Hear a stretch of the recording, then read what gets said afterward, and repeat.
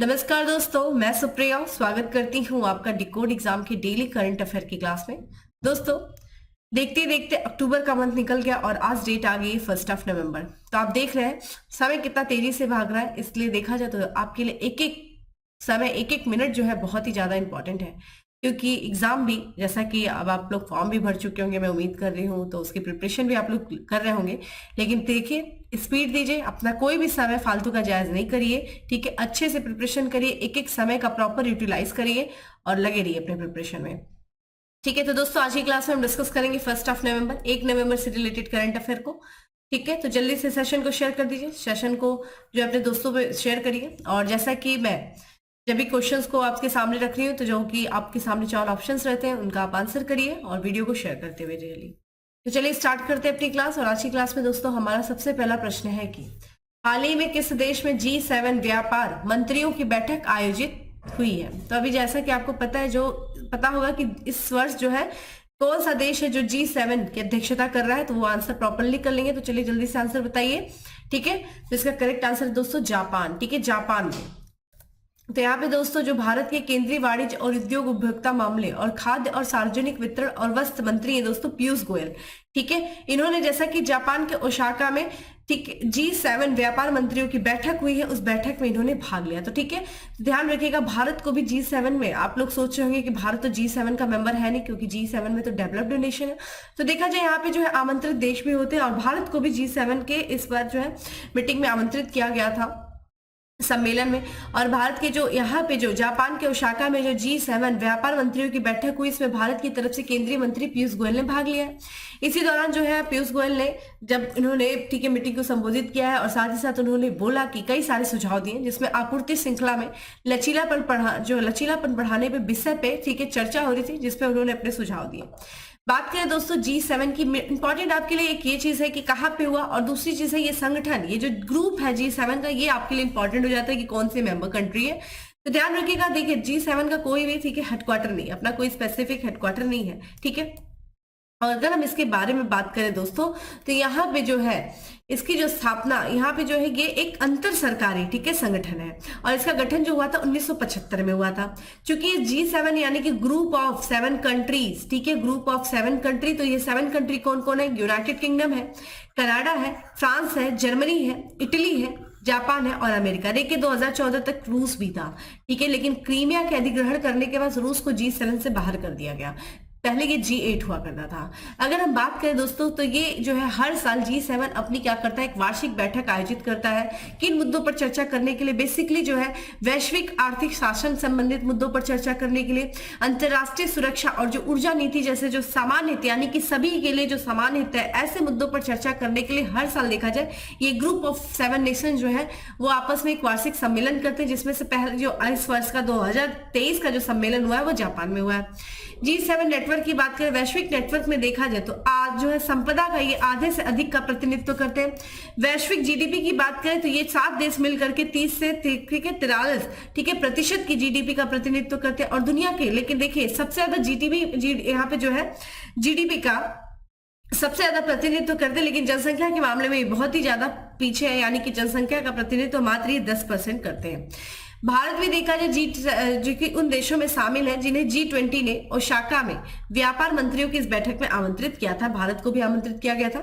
ठीक है, और अगर हम बात करें ये जो सभी जो G7 के मेंबर्स हैं, ये भारत और साथ ही साथ भारत G20 का हिस्सा भी है। जितने भी देखिए G20 में ग्रुप ऑफ 20 नेशन है, लेकिन अब ध्यान रखिएगा अब G21 हो गया है। इसमें 2 संघ है दोस्तों, एक यूरोपियन संघ है और दूसरा अफ्रीकी संघ को भी इस साल शामिल कर दिया गया है। ठीक है, 19 कंट्री और एक यूरोपीय संघ को लेकर के G20 कहा जाता था, लेकिन अब हो सकता है इसको G20 नाम कहा, G21 कहा जाएगा। तो जो देश जो है G7 के मेंबर्स है वो आपके G20 के भी मेंबर्स है। ध्यान रखिएगा, भारत जो है G20 का मेंबर है, लेकिन G7 का मेंबर नहीं है। आप यहाँ पे देख सकते हैं ये जो यहाँ पे जो यह दिखाया गया आपको फोटोज, ये देखिए G7 है दोस्तों, ये 7 कंट्री है जो G7 में। पहले ये G8 हुआ करता था रशिया को लेकर के, ठीक है, और ये G20 यानी कि ये सारे जो कंट्री है मिला करके क्या होते हैं, G20 होते हैं। ध्यान रखिएगा G20 भी आपके लिए इस बार इंपॉर्टेंट है। G20 ध्यान रखिएगा, SCO इंपॉर्टेंट है क्योंकि भारत ने इनकी अध्यक्षता किया है, तो ये चीज इंपॉर्टेंट है, आपके एग्जाम में पूछा जा सकता है। इस साल अगर हम बात करें G7 की कौन सी मीटिंग थी दोस्तों, तो ये 49वां शिखर सम्मेलन था, ठीक है, जो कि कहाँ पे हुआ, जापान के हिरोशिमा में आयोजित किया गया। ठीक है, ध्यान रखिएगा, जापान ने इस पर अध्यक्षता की है। तो ये ध्यान रखिएगा कहाँ पे हुआ है दोस्तों, यहाँ पे जो G7 व्यापार मंत्रियों की बैठक जापान के ओसाका में हुई है। भारत के केंद्रीय मंत्री पीयूष गोयल ने इस पर प्रतिनिधित्व किया। बाकी ध्यान रखिएगा इस गठन कब हुआ है, ठीक है, ये चीज आपके लिए इंपॉर्टेंट है। चलिए अगले प्रश्न की तरफ बढ़ते हैं कि भारत में कौन से राज्य सरकार ने 7 करोड़ रुपए की ग्राफीन उत्पादन फैसिलिटी स्थापित किया है। तो 7 करोड़ रुपए की ग्राफीन उत्पादन जो फैसिलिटी है वो किस राज्य सरकार ने जो है स्थापित करेगी, कौन सी राज्य सरकार करेगी, तो ये करेगी केरल। ठीक है, तो यहाँ पे बात करें दोस्तों, केरल के जो मुख्यमंत्री हैं पिनराई विजयन, उन्होंने ध्यान रखिएगा 237 करोड़ रुपए की जो है इस अनुमानित निवेश के साथ एक ग्राफीन उत्पादन फैसिलिटी की स्थापना करेगा। ठीक है, कौन करेगा, ये करेंगे केरल की सरकार। ठीक है, और केरल के जो मुख्यमंत्री हैं पिनराई विजयन ने इसकी जो है घोषणा किया है। और ये जो फैसिलिटी होगी दोस्तों, ग्राफीन उत्पादन फैसिलिटी, ये सार्वजनिक निजी भागीदारी यानी कि PPP model, public private partnership, यानी कि सरकार और प्राइवेट सेक्टर्स के लोग मिलकर के इस उत्पादन फैसिलिटी की, ठीक है, इस मॉडल को तैयार करेंगे। ग्राफीन देखिए, जिसे ग्राफीन की बात करें दोस्तों, जिसे अक्सर अपने असाधारण विद्युत और इलेक्ट्रॉनिक गुणों के लिए वंडर मटेरियल के भी रूप में जाना जाता है। देखिए यहां से आपसे पूछा जा सकता है कि वंडर मटेरियल के रूप में किसे जाना जाता है, तो ये ग्राफीन है।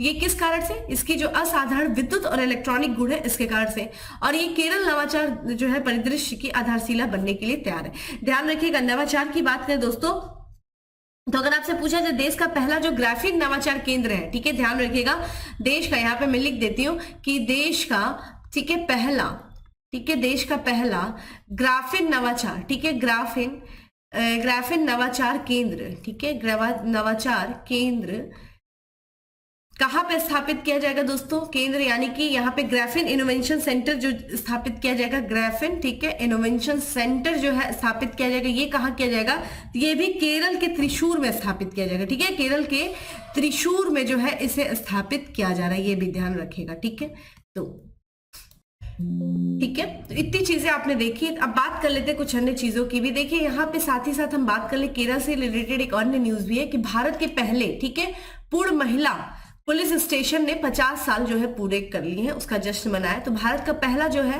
पूर्ण महिला पुलिस स्टेशन की जो स्थापना की गई थी केरल में किया गया था, और केरल ने जो है इस पूर्ण महिला पुलिस स्टेशन के 50 साल जो है पूरे होने का जश्न मनाया। तो यहाँ पे जो पूर्व प्रधानमंत्री थी दोस्तों इंदिरा गांधी, इन्होंने केरल के, ठीक है, कोझिकोड में, ध्यान रखिएगा, केरल के कोझिकोड में देश के पहले महिला पुलिस स्टेशन का उद्घाटन किया था। ठीक है, वहीं पे हम बात करें संरचनात्मक अखंडता पर, तीसरा अंतरराष्ट्रीय जो सम्मेलन आयोजित किया गया था वो किया गया था तमिलनाडु में। चलिए अगले प्रश्न की तरफ बढ़ते हैं।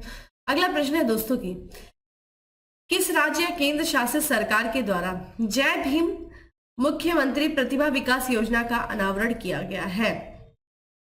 किसके द्वारा किया गया दोस्तों? जय भीम मुख्यमंत्री प्रतिभा विकास योजना का अनावरण। ऑप्शन आपके सामने है, वीडियो को शेयर कर दीजिए, साथ ही साथ कमेंट बॉक्स में आंसर करिए। क्योंकि बात कर रहा है किस राज्य केंद्र शासित प्रदेश, तो ध्यान रखिएगा दिल्ली केंद्र शासित प्रदेश के द्वारा। ठीक है, आइए इसके बारे में बात करते हैं। तो दिल्ली सरकार ने दोस्तों जय भीम मुख्यमंत्री प्रतिभा विकास योजना के तहत जो है मुफ्त कोचिंग के लिए जो SC ST, ठीक है, OBC और EWS यानी कि इकोनॉमिकल वीकर सेक्शन जो होंगे, आर्थिक रूप से जो पिछड़े वर्ग के लोग हैं, ठीक है, उन्हें जो है इनकी श्रेणियों के जो पात्र छात्र हैं उनके आवेदन को आमंत्रित कर रहा है। ठीक है, तो ध्यान रखिएगा जय भीम मुख्यमंत्री योजना के तहत किसके इस मुख्यमंत्री, ये जो जय भीम मुख्यमंत्री योजना के जो जिसको लाभ मिलेगा वो कौन है? एक तो SC ST कम्युनिटी, OBC और EWS। इस पहल का उद्देश्य क्या है? तो विभिन्न प्रतियोगी परीक्षाओं और प्रवेश परीक्षाओं के लिए कोचिंग प्रदान करना। तो एक तरीके से, ठीक है, जितने जो लोग जैसे गवर्नमेंट प्रिपरेशन करते हैं, कोई नीट JEE की प्रिपरेशन करता है, तो ऐसे छात्र जो इसकी प्रिपरेशन करते हैं और जो आर्थिक रूप से कमजोर है, ठीक है, और साथ ही साथ जो ST ST कम्युनिटी से है, OBC से है, उनको जो है एक तरीके से सरकार के द्वारा आर्थिक सहायता प्रदान की जाएगी, जिससे कि वो कोचिंग में जाकर के अपनी पढ़ाई, अपनी प्रिपरेशन को जारी रख सके। ये जो योजना है, ठीक है, जय भीम मुख्यमंत्री प्रतिभा विकास योजना, इसके तहत क्या किया जाएगा? निर्धारित कोचिंग, ध्यान रखिएगा हर कोचिंग में नहीं, जो निर्धारित की जाएगी कोचिंग, उनमें जो है शुल्क का भुगतान संस्था को किया जाएगा। यानी कि गवर्नमेंट जो है, अगर मान लीजिए किसी की फीस है उस फीस को जो है संस्था को गवर्नमेंट के द्वारा क्या किया जाएगा, दिया जाएगा, या फिर छात्रों को ही इसकी प्रतिपूर्ति की जाएगी, या तो फिर छात्रों के अकाउंट में डाल दिया जाएगा। पाठ्यक्रम में यहाँ पे जो छात्रों को पाठ्यक्रम के अवधि के दौरान लगभग 2500 रुपए जो है हर माह, ठीक है, यहाँ पे स्टाइपेंड सीधे उनके बैंक में जो है प्राप्त होगा। साथ ही हर माह यहाँ पे जो है इस अवधि के दौरान 2500 रुपए, 2500 रुपए सरकार की तरफ से हर माह जो है उस बच्चे को भी दिया जाएगा जो प्रिपरेशन कर रहा है और इस कम्युनिटी से बिलोंग करता है। ठीक है, तो ये ध्यान रखिएगा। जय भीम प्रतिभा, ठीक है, जय भीम मुख्यमंत्री प्रतिभा विकास योजना, जनरली ये उन छात्रों के जो प्रिपरेशन करना चाहते हैं उनको सरकार के द्वारा, ठीक है, आर्थिक सहायता दी जाएगी जिससे कि वो कोचिंग में जाकर के अपना एनरोल करा सके और अपनी प्रिपरेशन जारी रख सके। इसी के साथ साथ नई दिल्ली से संबंधित, यानी कि दिल्ली से संबंधित कुछ अन्य भी तथ्य है जो हमारे एग्जाम में इंपॉर्टेंट है, जैसे कि युवा संगम पंजीकरण पोर्टल का जो शुभारंभ किया गया, कहाँ किया गया दोस्तों, नई दिल्ली में किया गया। 22वां विश्व सतत विकास शिखर सम्मेलन का जो आयोजन किया गया, कहाँ किया गया, नई दिल्ली में किया गया। ठीक है, विप्रो ने generative AI centre of excellent launch किया, कहाँ लॉन्च किया, तो यहाँ पे ध्यान रखिएगा आईआईटी दिल्ली में किया। एशिया का सबसे बड़ा अंतरराष्ट्रीय खाद्य और अतिथि मेले का आयोजन किया गया, कहाँ किया गया, नई दिल्ली में किया गया। तो कुछ अन्य महत्वपूर्ण तथ्य जो आपके एग्जाम के लिए जरूरी है। चलिए अगली बात करते हैं कि एशियाई विकास बैंक ने, यानी कि एडीबी ने किस राज्य में सड़कों के उन्नयन के लिए 175 मिलियन अमेरिकी डॉलर के ऋण को मंजूरी दिया है। तो 175 मिलियन अमेरिकी डॉलर के ऋण की मंजूरी दी गई है एशियाई विकास बैंक यानी कि एडीबी के द्वारा। किस उद्देश्य से, जो वहां के उस राज्य की जो सड़कें हैं उनका उन्नयन करना, ठीक है, उनका पुनरुद्धार करना। ये किस राज्य में दोस्तों, तो ध्यान रखिएगा मध्य प्रदेश में। ठीक है, यहाँ पे हम बात करें दोस्तों, इसके बारे में बात करें दोस्तों, तो जो एशियाई विकास बैंक है एडीबी ने भारत, ठीक है, मध्य प्रदेश सड़क नेटवर्क परियोजना की, ध्यान रखिएगा, जो भारत मध्य प्रदेश सड़क नेटवर्क परियोजना है उसकी कनेक्टिविटी और साथ ही साथ लचीलापन बढ़ाने के लिए 175 मिलियन अमेरिकी डॉलर की ऋण की मंजूरी दिया है। तो एक तरीके से ऋण जो है लोन प्रोवाइड किया जाएगा मध्य प्रदेश सरकार को, जिससे कि वो अपने क्षेत्र की कनेक्टिविटी को, जो सड़कें हैं उनकी कनेक्टिविटी, सड़कों का क्या करे, एक तो मरम्मत प्रॉपर करा सके और कनेक्टिविटी को बढ़ावा दे सके। इस परियोजना का लक्ष्य क्या होता है दोस्तों, लक्ष्य क्या है, तो ये जो है, ये जो परियोजना है, कौन सी परियोजना, भारत मध्य प्रदेश, ठीक है, सड़क नेटवर्क परियोजना है। इसका लक्ष्य क्या है, मध्य प्रदेश में लगभग 500 किलोमीटर राज्य मार्गों का और प्रमुख जिला सड़कों को, ठीक है, मानक 2 लेन सुविधा में अपग्रेड कर रहा है। तो एक तरीके से अपग्रेड परियोजना है।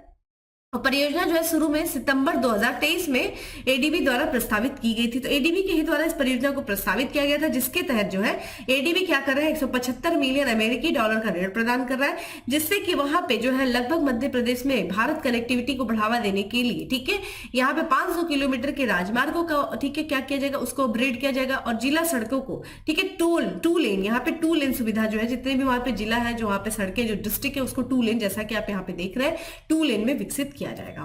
ठीक है, परियोजना में देखा जाए जो मध्य प्रदेश में ग्रामीण क्षेत्रों को विकास केंद्रों और औद्योगिक गलियारे से जुड़ने के लिए बेहतर, सुरक्षित और अधिक जलवायु प्रतिरोधी सड़कों का निर्माण किया जाएगा। भाई सुरक्षित तो होना चाहिए, बेहतर और अधिक जलवायु प्रतिरोधी। देखिए आप देखते होंगे बारिश वारिश होती है तो जनरली सड़कें खराब हो जाती है, तो क्या है, बहुत ज्यादा मतलब एक तरीके से जलवायु प्रतिरोधी सड़कें नहीं होती, एक तरीके से मिलावटी चीजों का इस्तेमाल किया जाता है, बहुत अच्छे जो है मटेरियल का इस्तेमाल नहीं किया जाता। तो ऐसा नहीं होगा, अच्छी सड़कें बनाई जाएंगी, जिससे कि ऐसा नहीं कि बारिश हो तो बड़े बड़े गड्ढे हो जाए, उस दौरान एक्सीडेंट भी बहुत होते हैं।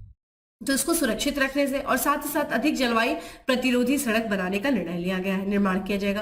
परियोजना में जलवायु और आपदा रोधी डिजाइन, आपदा प्रतिरोधी डिजाइन, नवीन सड़क सुरक्षा तत्व और सुविधाएं भी शामिल होंगी, जो बुजुर्गों, महिलाओं, बच्चों और विकलांग लोगों की जरूरतों को भी पूरा करेंगे। ठीक है, ऐसा नहीं होगा हाईवे बना दिए, लोग रोड ही नहीं क्रॉस कर पा रहे, नहीं, ऐसा नहीं होगा। ठीक है, प्रॉपर जो है लेन बनाई जाएगी, ठीक है, फुटपाथ भी बनाए जाएंगे, जिससे कि जो बच्चे हैं, जो विकलांग, जो बुजुर्ग लोग हैं, प्रॉपर जो सड़क का भी प्रॉपर इस्तेमाल कर सके।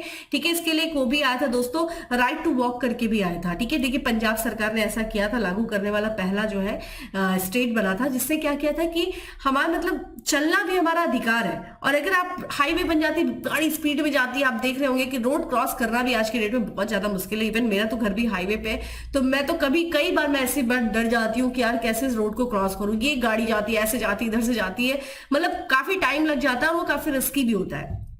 तो यहाँ पे जो आप देख सकते हैं, इन सब चीजों का ध्यान में रखते हुए इन सड़कों को क्या किया जाएगा, उनका अपग्रेड किया जाएगा। ठीक है, बात कर लेते हैं एडीबी के द्वारा, जिसके द्वारा ये ऋण दिया जा रहा है। ठीक है, तो ध्यान रखिएगा, एक क्षेत्रीय विकास बैंक यानी कि विशेष क्षेत्रों के विकास करने के लिए इस एडीबी का जो है यानी कि एशियाई विकास बैंक की स्थापना की गई थी। कब किया गया था? तो 19 दिसंबर 1966 में किया गया था।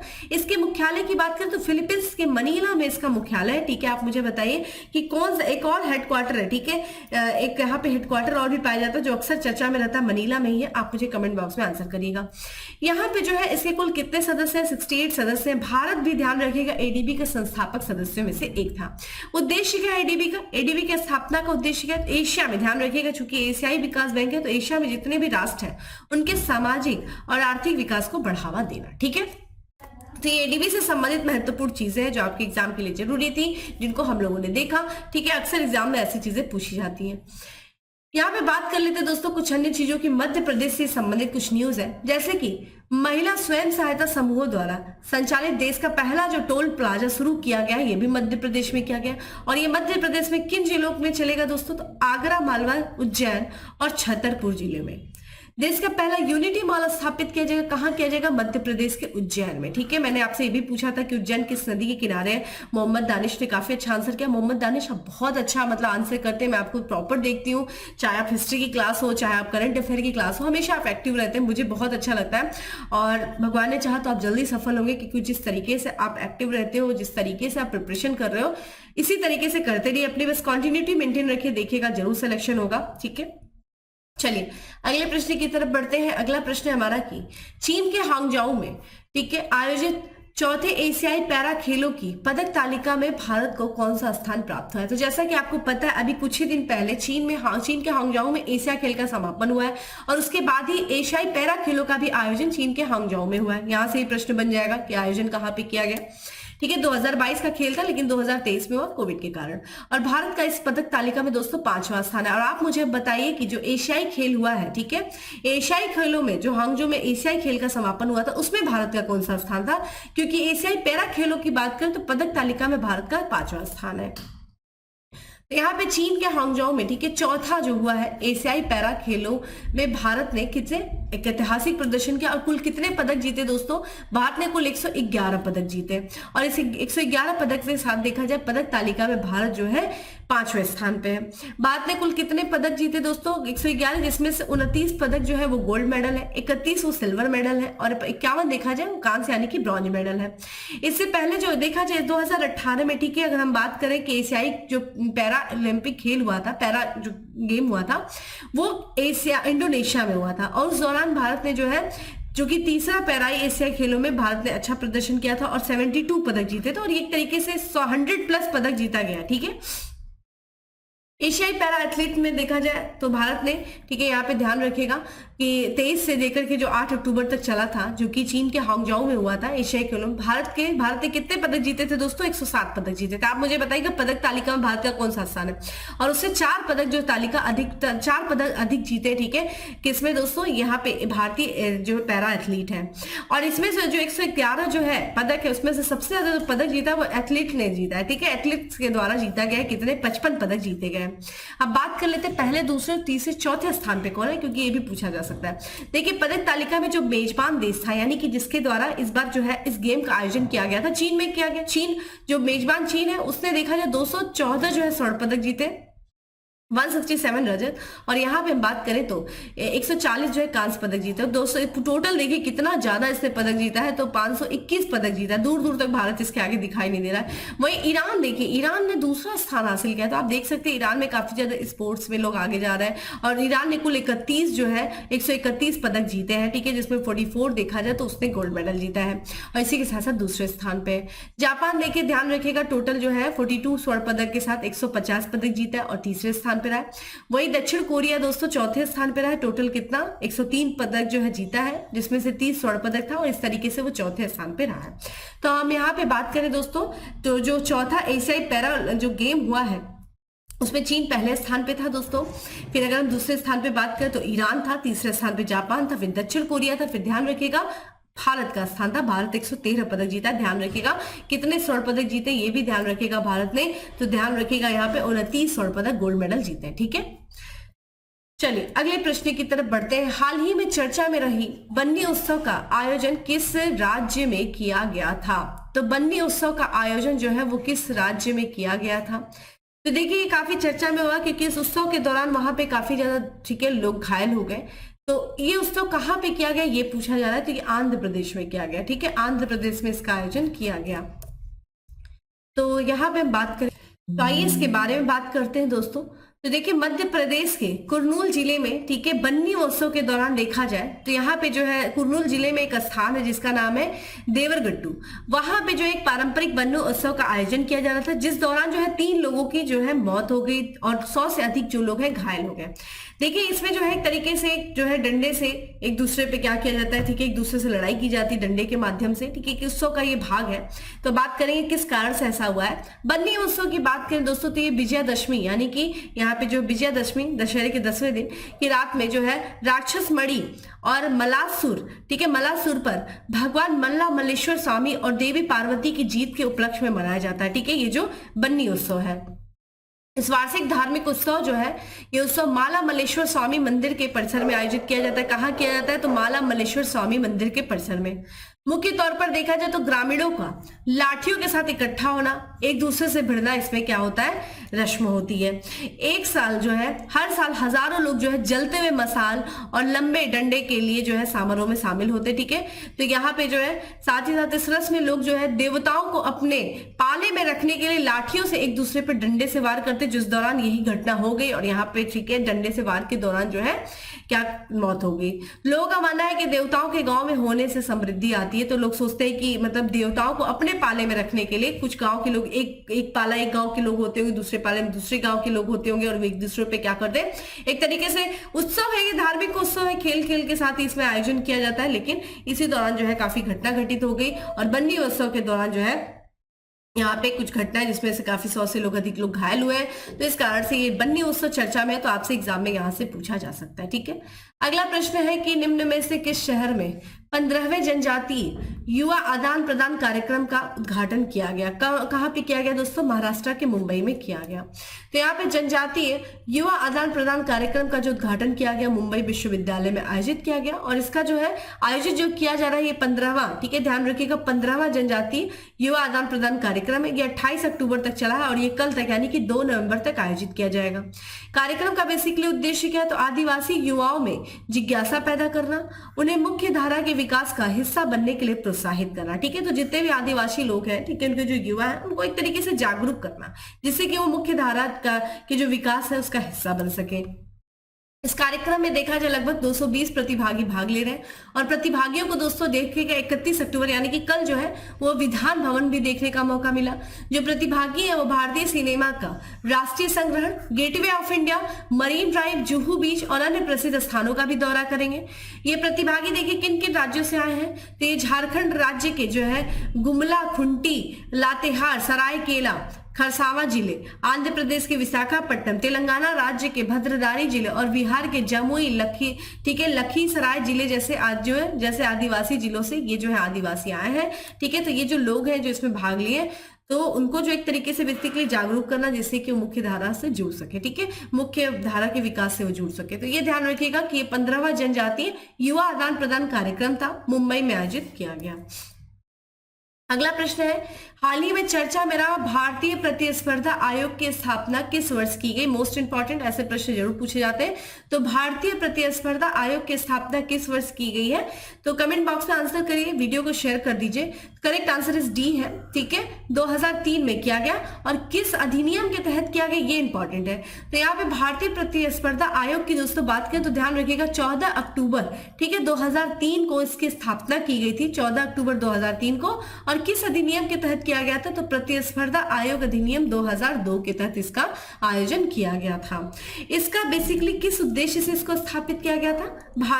ये भारतीय बाजार में प्रतिस्पर्धा को प्रभावित करने वाली जो प्रथाएं हैं, ठीक है, यानी कि किस कारण से अगर कंपटीशन कम होता है तो ऐसी चीजों को खत्म कर देना और उपभोक्ताओं के हितों की रक्षा करना। तो एक तरीके से कंपटीशन को भी बढ़ावा देना और ठीक है जो उपभोक्ता है उनके भी हितों की रक्षा करना, इन सब उद्देश्य से भारतीय प्रतिस्पर्धा आयोग की स्थापना की गई थी। अगर हम इसमें सदस्यों की बात करें तो इसमें देखिए एक जो है अध्यक्ष होता है और एक जो 6 सदस्य होते हैं, यानी कि टोटल जो है 6 सदस्यों वाली बॉडी जिसमें एक अध्यक्ष होता है और 6 सदस्य होते हैं। और इनकी नियुक्ति किसके द्वारा की जाती है? केंद्र सरकार के द्वारा। Most important.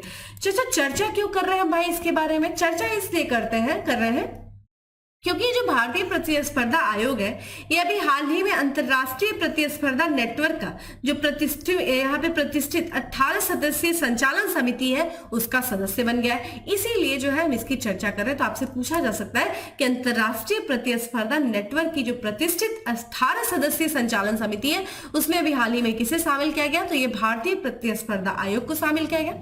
ये जो संचालन समिति है दोस्तों ये अंतरराष्ट्रीय प्रतिस्पर्धा नेटवर्क की एक सर्वोच्च संस्था है, ठीक है। और इस नेटवर्क में देखा जाए लगभग 140 प्रतिस्पर्धी एजेंसियां जो है शामिल है, ठीक है। तो अंतरराष्ट्रीय प्रतिस्पर्धा नेटवर्क में 140 प्रतिस्पर्धा एजेंसियां शामिल है और ये पहली बार है कि यहाँ पे जो कंपटीशन कमीशन ऑफ इंडिया है यानी कि सीसीआई, ठीक है, यानी कि अगर हम बात करें भारतीय प्रतिस्पर्धा आयोग, ये देखा जाए आईसीएन यानी कि ध्यान रखिएगा इंटरनेशनल कंपटीशन नेटवर्क के संचालन समूह का सदस्य बना है और सदस्यता जो है इसकी 2 साल रहेगी। ये पहली बार है दोस्तों जब भारत जो है इस अंतरराष्ट्रीय प्रतिस्पर्धा नेटवर्क में शामिल हुआ है और 2 साल तक जो है वो इसका सदस्य बना रहेगा, इस संचालन समिति का सदस्य रहेगा। इसलिए ये समिति जो है आपके लिए इंपॉर्टेंट हो जाती है, ये आयोग इंपॉर्टेंट हो जाता है, तो ध्यान रखिएगा। चूंकि एक और हम नेटवर्क की बात करें, अंतरराष्ट्रीय प्रतिस्पर्धा नेटवर्क की बात करें तो उसके बारे में बात कर लेते हैं।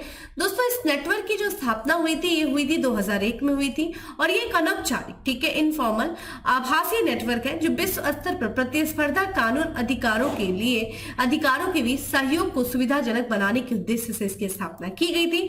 वर्तमान में इसके जो है मुख्य कौन है, प्रमुख कौन है? तो ये जर्मनी के, ठीक है, ध्यान रखिएगा एंड्रियास मुंडे एंड्रियास मुंड ये इस समय अंतरराष्ट्रीय प्रतिस्पर्धा नेटवर्क के प्रमुख हैं, ठीक है। तो ये ध्यान रखिएगा, इस संस्था आपके लिए इंपॉर्टेंट है। अब बात करते हैं दोस्तों अगले प्रश्न की कि हाल ही के राजनेता थे ली केक्यांग, जिनका भी हाल ही में निधन हो गया। ये किस देश के पूर्व प्रधानमंत्री थे? तो बताइए किस देश के पूर्व प्रधानमंत्री रह चुके ली केक्यांग का भी हाल ही में निधन हो गया है। ऑप्शंस आपके सामने है और इसका करेक्ट आंसर है दोस्तों चीन, ठीक है।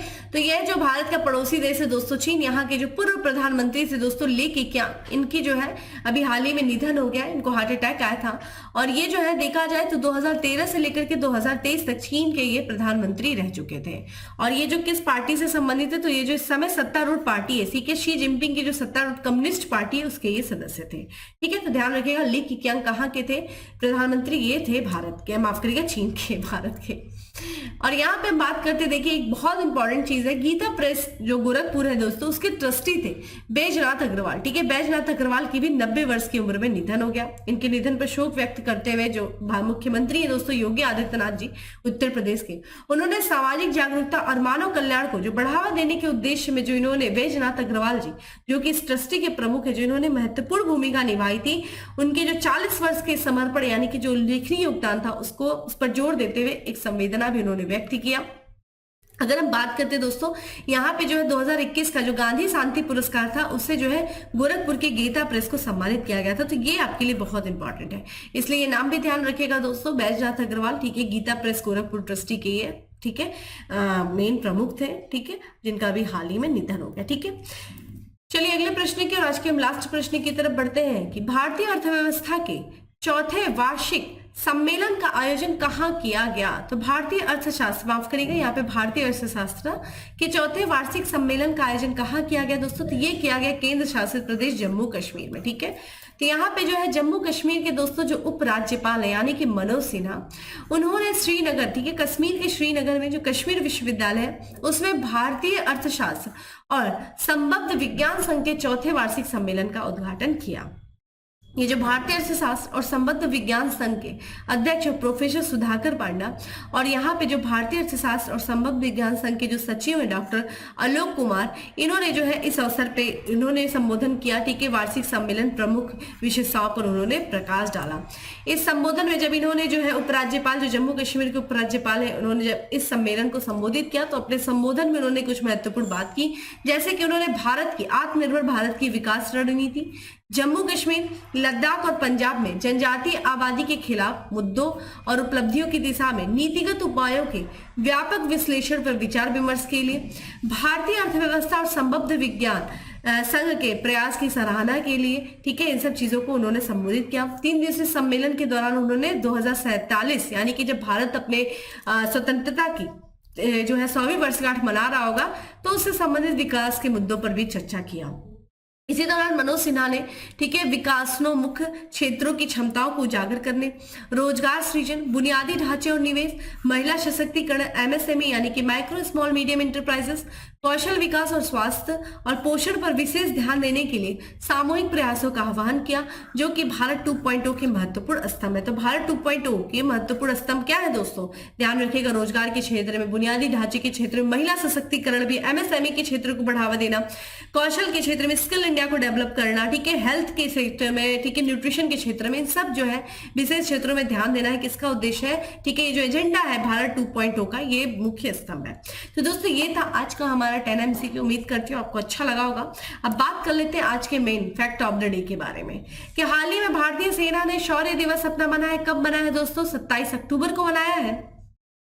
Warrior on the wheels wheelchair to Padmashri पुस्तक का विमोचन किया गया, किसके द्वारा किया गया? मनोज सिन्हा के द्वारा किया गया, जो उपराज्यपाल है दोस्तों, ठीक है, कहाँ के? जम्मू एंड कश्मीर के, ठीक है। वहीं में हम बात करें, विश्व स्वास्थ्य संगठन यानी कि WHO द्वारा तपेदिक के लिए रणनीतिक और तकनीकी सलाहकार समूह के सदस्य के रूप में नियुक्त किया गया, किसे किया गया? प्रोफेसर सारंग देव। स्टार कर लीजिएगा, ये क्वेश्चन इंपॉर्टेंट है। भारत में आईफोन का उत्पादन शुरू करने जा रहा है, भाई कौन सा समूह करने जा रहा है? टाटा समूह करने जा रहा है। वहीं हाल ही में जियो मामी फेस्टिवल 2023 शुरू हुआ है, कहां पे शुरू हुआ है? मुंबई में शुरू हुआ है। तो दोस्तों ये था आज का हमारा करंट अफेयर। उम्मीद करती हूँ आपको अच्छा लगा होगा। डेली करंट अफेयर की दोस्तों PDF जो है वो आपको टेलीग्राम ग्रुप पे मिल जाएगी, लिंक आपको डिस्क्रिप्शन बॉक्स में दिया हुआ है, तो वहां से डिकोड एग्जाम के टेलीग्राम ग्रुप को ज्वाइन कर लीजिए, अपनी शॉर्ट नोट्स बनाइए, रिवीजन करिए। फिर मिलेंगे दोस्तों अगले सेशन में। देखिए कल की क्लास आपकी ऑफ रहेगी, कल मैं करंट अफेयर की क्लास में नहीं आ पाऊंगी, ठीक है, कल मेरी क्लास ऑफ है। आपको मैं मिलूंगी, ठीक है, 3 तारीख को, 3 नवंबर को, ठीक है, आप लोगों से मैं बात करूंगी, ठीक है। तो चलिए दोस्तों फिर मिलते हैं अगले सेशन में, तब तक के लिए bye, have a good day, stay safe and stay happy.